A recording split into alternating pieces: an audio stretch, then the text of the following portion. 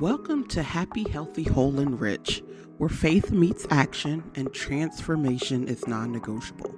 I'm Tina Brinkley Potts, and I believe now is the time to step boldly into your power, walk in divine wisdom, and claim the life you were meant to live. Each episode, I'll bring you real, unfiltered truth, because this world needs leaders who refuse to shrink. Let's get it. Welcome back to Happy, Healthy, Whole, and Rich. I'm Tina Brinkley Potts, and I want to remind you, I know who I play for, and so do you. Yesterday, we sat with Marcus and the Law of Attraction, and I showed you something that I think unsettled a few of you on purpose. Marcus' income quadrupled, and his peace didn't move an inch. I told you the law wasn't broken. I told you it was working perfectly, faithfully matching him with the exact climate his belief had been broadcasting the whole time. Today, I want to go back to that same law because one day wasn't enough to do it justice. So today is part 2, and I want to press even harder on one specific point. The law of attraction is working right now in your life, in mine, in everyone's, whether you believe in it or not, whether you're trying to work it or not, whether you're paying attention or not. It does not wait for your permission. It does not pause while you make up your mind about whether it's real. It is on, always. The way that gravity is on whether or not you thought about gravity today. And to really show you how that works, I have to bring in a second law today. One I haven't given its own day yet, but one that I personally believe might be the most important of all 12. Today's second law is the law of polarity. And once you understand how it operates underneath attraction, I believe it can change how fast your life moves. It changed mine. I want to tell you a story about myself today. Not one of my clients, me. I'm a business strategist by trade, underneath everything else I do. That means numbers are basically my love language. I read spreadsheets the way some people read novels. I can look at a column of figures and see a story in it before anyone explains a thing to me. That skill has served me well in almost every part of my life. Except one. When I started this podcast, I noticed something happening in me that I didn't love. I'd catch myself opening the analytics, checking the downloads, comparing this week to last week, wondering why an episode I thought was strong didn't move the number the way I expected, or why an episode I almost didn't publish suddenly took off. And here is what I want to make sure is absolutely clear. That habit didn't feel neutral. It didn't feel like harmless curiosity. It felt like anxiety wearing a business strategist costume. I was using the language of data to disguise the fact that I was quietly obsessing. So I made a decision early on, and I've kept it since. I do not let myself obsess over the numbers on this podcast. That doesn't mean I never look. I'm not pretending the data doesn't exist. And I'm not telling you to ignore your own numbers in your own business, because sometimes numbers are exactly the information you need. But for this particular thing, this podcast, I made a choice about where my attention was allowed to live. The energy I bring into this show is medicine for me first. Some of these episodes, I'm not just teaching you something. I'm hearing something I need to go deeper on in my own life, and I'm recording it. That's the real reason I don't let the download count become the thing I'm reaching for every morning. If I let the number become the goal, I lose the medicine. The two can't be center of the room at the same time. And here's where the story gets good, because I want you to see what happened once I stopped white knuckling the numbers and let the actual mission, the medicine, be the center instead. Something wonderful has happened with this podcast. And I only found it out because someone else pointed it out to me, not because I went digging for it. As of this recording, this podcast has been heard in 107 countries. 107. That means at least one single download has happened in 107 separate countries around this planet. Countries I've never stepped foot in.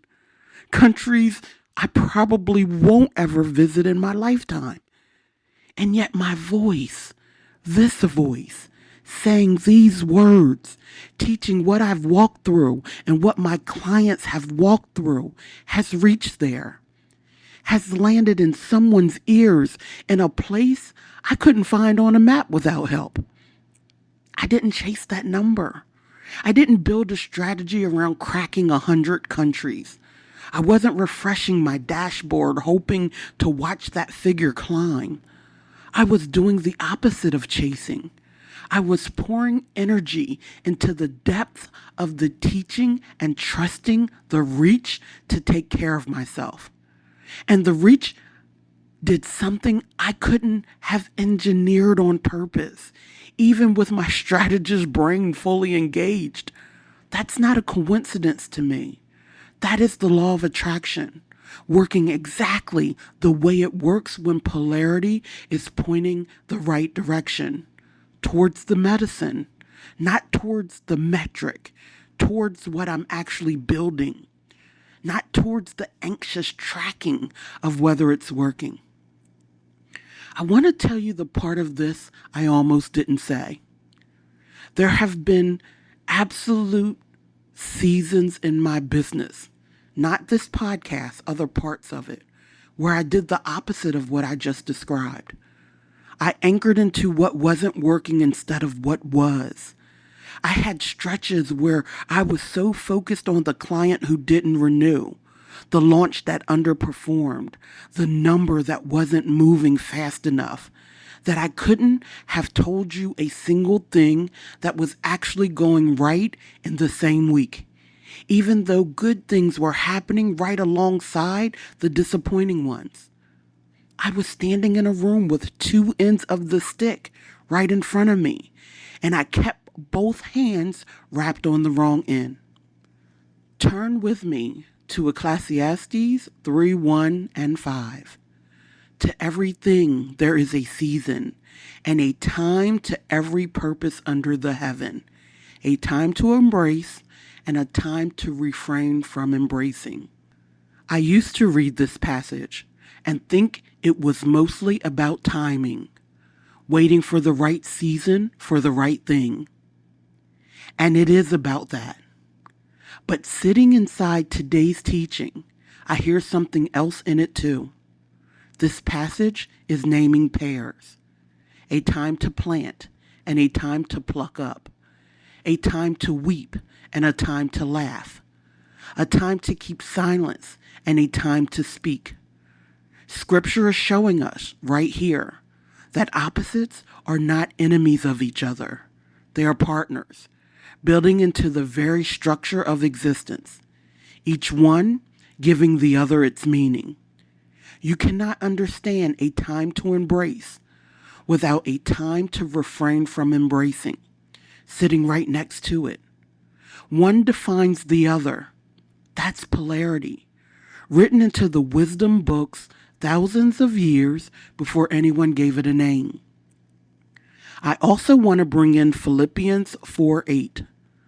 Whatsoever things are true, whatsoever things are honest, whatsoever things are just, whatsoever things are pure, whatsoever things are lovely, whatsoever things are of good rapport, if there be any virtue, if there be any praise, think on these things.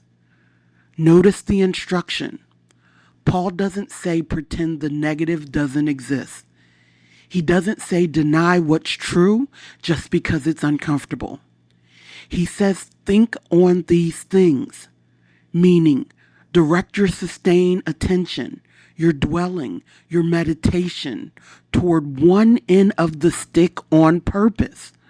This verse is a direct instruction in polarity management. Every situation you're in has a whatsoever things are true and lovely end, and it has the other end. Paul is telling us which end to hold. Let's define the law of polarity clearly, because I want you to actually be able to use this, not just nod at it. The law of polarity teaches that everything has two ends, two poles, and those two ends are not actually separate things.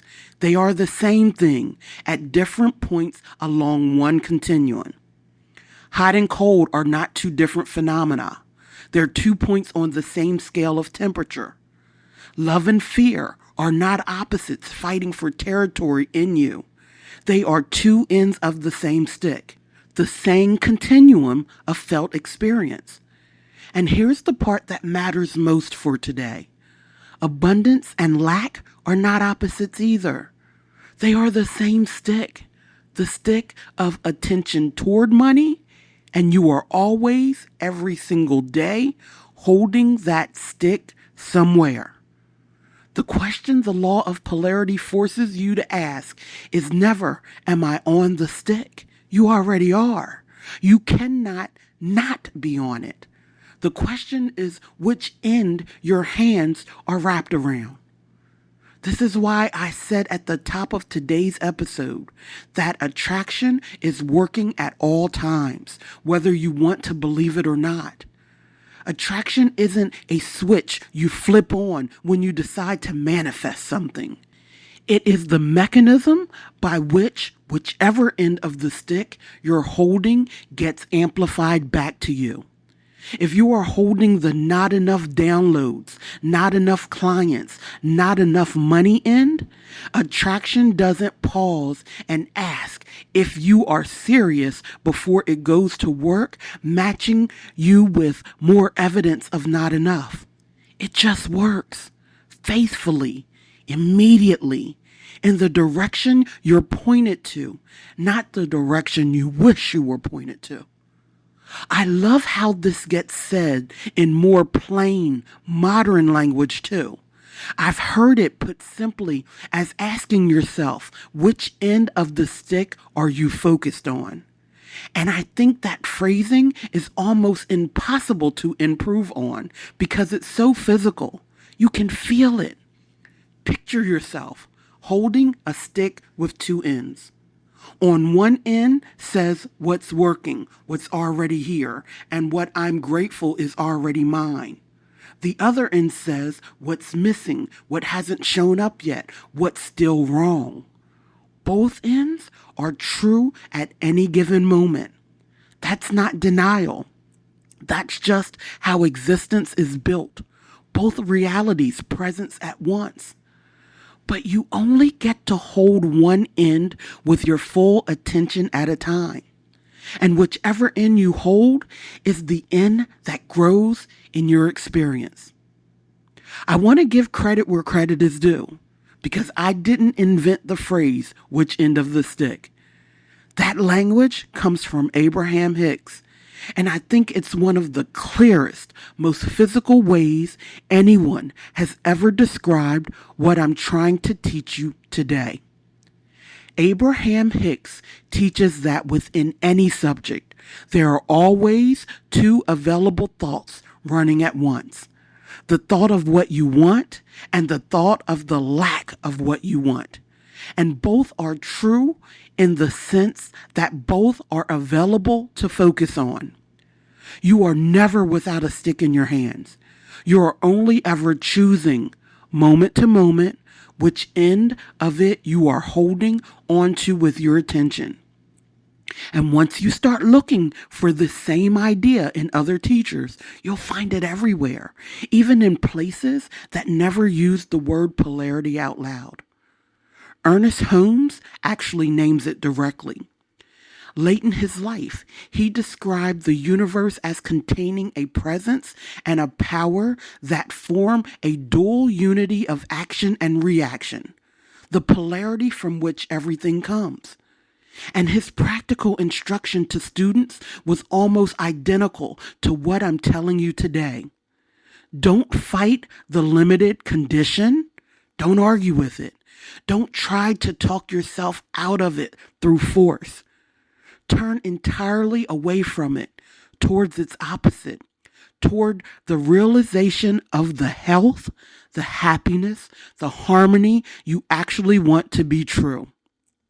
That polarity, named and taught as a spiritual discipline, not just diagnosis. Neville Goddard never used the word polarity in his teaching, but his entire system runs on it underneath the surface. Neville's core doctrine was the law of assumption, the teaching that whatever you inwardly accept as true and persist in as if it's already your identity eventually hardens into fact. Think about what that actually requires. At every moment, there are two assumptions available to you about any situation. The assumption of the wish fulfilled and the assumption of its absence. Neville's whole life's work was teaching people how to catch themselves living in the second assumption and deliberately moving into the first, which is polarity, dressed in the language of imagination and identity instead of sticks and ends.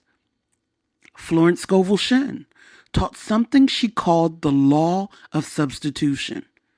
Her teaching was that when a wrong idea has taken root, fear, lack, and old belief, you don't have to wrestle it out by force. You substitute the right idea in its place.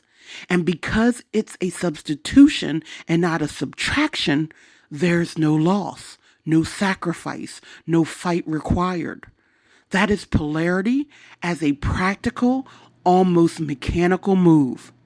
You're not destroying the lack end of the stick. You're simply putting your hands on the other end and letting the first one go. And Reverend Ike, in his own bold, no-nonsense style, taught that your enemies exist first in your own mind, created by your own adversarial, oppositional thinking and feeling toward whatever you're up against. His instruction was to become aware of that opposition, withdraw your permission from it, and redirect your attention toward what you actually want to experience instead. Same mechanism, different vocabulary. I want you to notice something across all 5 of these teachers, because it matters more than any one of their individual phrases. None of them taught you to deny that the other end of the stick exists. Abraham Hicks doesn't say the lack thought isn't there. Holmes doesn't say the limited condition isn't real. Neville doesn't say the old identity has vanished. Shinn doesn't pretend the wrong idea never got planted. Reverend Ike doesn't tell you the enemy in your mind isn't real to you right now. Every one of them agrees. Both ends of the stick are genuinely present, genuinely available at all times. The work was never to eliminate one end. The work was simply to stop feeding your attention to it and to deliberately, consistently put your hands on the other one instead. This is why my own numbers habit mattered so much more than it looked like on the surface. I want to be precise here because I'm not telling you to ignore your numbers. I'm a business strategist. Numbers are still part of how I steward this. What I changed wasn't whether I look at it. It was how often and what I was reaching for when I did. Checking downloads compulsively, multiple times a day, wasn't a neutral, harmless business habit. It was me repeatedly grabbing the "is this working" end of the stick out of anxiety over and over, dozens of times a week. And every time I grabbed that in, I was, without meaning to, feeding attention toward doubt about the reach, which is the exact opposite direction of the reach I wanted. So I made a decision. I look at the numbers on this podcast once a week now. That's it. Not because the data doesn't matter, but because a number checked once a day carries a different energy than a number checked once a week. One is stewardship. The other is anxiety wearing a business strategist costume. And there's something else underneath that decision too. I'm not building this podcast to chase a number this week or this month. I'm building it to be evergreen. An episode I recorded a year from now should be still just as true, just as useful to someone who finds it for the first time. That's a different relationship with a time that a show chasing a weekly spike. When what you're building is meant to hold up a year out, hovering over this week's download count doesn't even measure the thing you're actually trying to grow. I couldn't have told you that 107 countries was coming. I didn't manifest a specific number through visualization. And I didn't get there by refusing to look at the data. What I did was change my relationship to the number. Check it with intention instead of anxiety. Once a week instead of compulsively. And keep both hands on the medicine, the depth, the evergreen truth of what I'm building. Attraction, which never once stopped working. Not for a single day. Matched that focus and grew it into something bigger than I could have engineered by watching the dashboard. Here's what I want you to take from this, because it's the empowering flip side of today's teaching. If something in your life has not been working for a long stretch of time, not a bad week, but a genuine extended season of stuck, I want you to stop asking, "Why isn't this working?" as your first question. That question keeps both hands on the lack end of the stick while you ask it. Ask instead, which end of the stick have I been holding? Go back and look at where your attention has lived. Not where you wished it would have lived. Not where you're telling people the words that come out of your mouth, but where it's actually camped out day after day. 9 times out of 10, when I go back to a season that wasn't moving in my own life, I find the same answer waiting for me. It wasn't lacking effort.